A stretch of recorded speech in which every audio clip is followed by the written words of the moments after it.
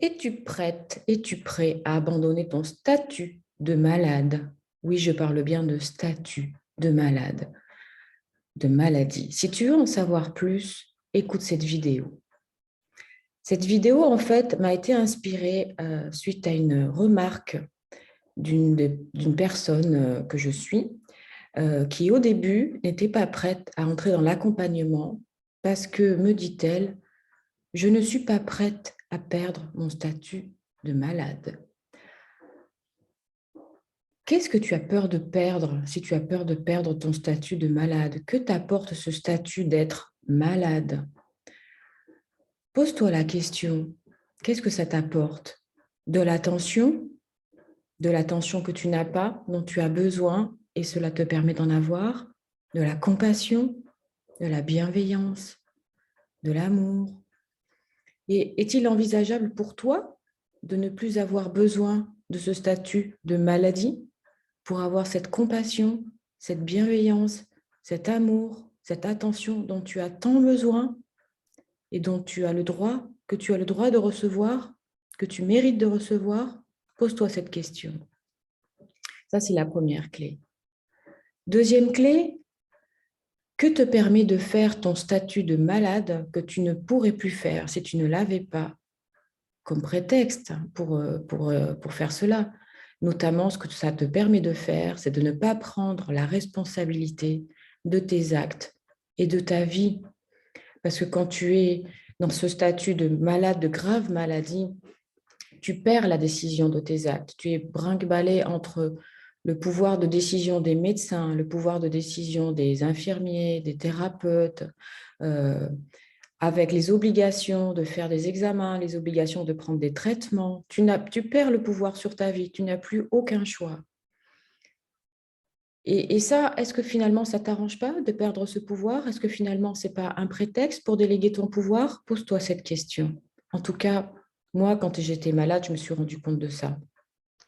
Et est-ce que tu ne donnes pas en fait ce pouvoir aux autres, le pouvoir de décider sur ta vie, et notamment le pouvoir de décider ce qui est bon pour toi, ce qui n'est pas bon pour toi, ce que tu dois faire, comment tu dois vivre, comment tu dois manger, comment tu dois dormir, où tu dois aller, comment tu dois travailler, tout ça. Éventuellement, ce que tu as le droit de faire, pas faire. Et en même temps, remarque que souvent, quand on délègue ce pouvoir, on délègue aussi le pouvoir de l'argent. Et le pouvoir de l'argent, c'est aussi donner aux autres le pouvoir de ce qu'on peut faire de notre vie. En règle générale, on n'ose pas prendre des décisions qui sont bonnes pour nous, qui sont justes pour nous, qui nous font du bien, notamment le choix de faire ci ou de faire ça. Et toujours, on s'en remet à je n'ai pas l'argent, je n'ai pas donc le pouvoir de l'argent, je ne me donne pas le droit d'avoir ce pouvoir de l'argent et ce pouvoir de décider pour moi. Parce que l'argent, c'est juste, en comparaison, c'est une énergie qui te permet de faire des choses pour toi ou pour les autres, mais qui te permet de faire des choses. C'est une énergie qui sert à ça. Troisièmement, que t'évites de faire ton statut de malade. Et ton statut de maladie, en règle générale, focalise ton énergie, concentre ton énergie sur le fait de lutter contre. Lutter contre cette maladie, lutter contre les symptômes, lutter contre les effets indésirables des médicaments. Et ça te permet, pose-toi la question et remarque bien ça te permet d'éviter de te poser la vraie question du vrai sens de ta vie.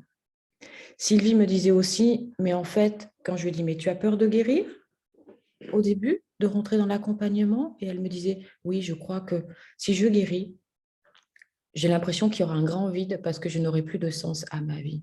Est-ce que la vraie question, ça n'est pas ça? Retrouver le sens de ta vie, retrouver le vrai sens de ta vie. Es-tu prêt, es-tu prête à enfin trouver le vrai sens de ta vie, le pourquoi tu te lèves le matin, le pourquoi tu es en joie, le pourquoi tu es sur cette terre, ta mission d'âme, ta mission de vie? Es-tu prête à ça?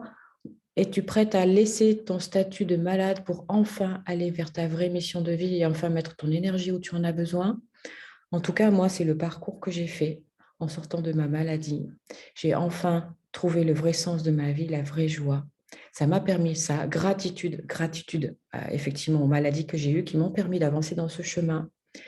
Et si tu as envie d'aller plus loin, alors déjà en premier like et abonne-toi, ça me donnera envie et l'énergie de faire d'autres vidéos qui pourront t'accompagner. Et si tu as envie que je t'accompagne pour retrouver justement le pouvoir de reconnexion à tes propres capacités d'auto-guérison, je te mets le lien en dessous pour aller regarder ma masterclass. Voilà, je te souhaite une bonne journée. J'espère que cette vidéo t'aura apporté de la valeur et à bientôt.